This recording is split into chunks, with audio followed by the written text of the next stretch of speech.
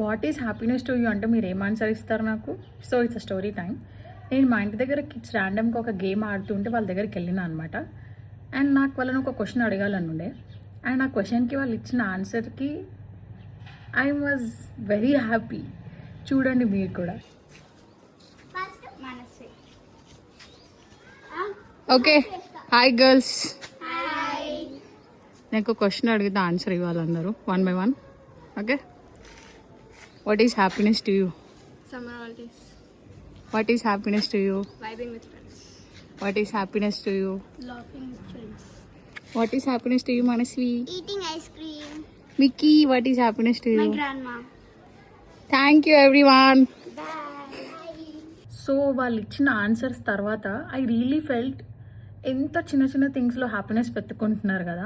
మనం ఏమో అది కావాలి ఇది కావాలి అని చాలా ఆలోచించేస్తాం. సో ఇన్ దిస్ ప్రాసెస్ నాకు అర్థమైంది ఏంటంటే ఫ్యూచర్ గురించి ఆలోచించడం తప్పు కాదు, బట్ ప్రజెంట్ని స్పాయిల్ చేసుకోవడం తప్పు అని అర్థమైంది అనమాట. So by thinking about the future, don't ruin your present. ఇది నేను చెప్పాలనుకున్నాను అనమాట. Hope it reaches out someone.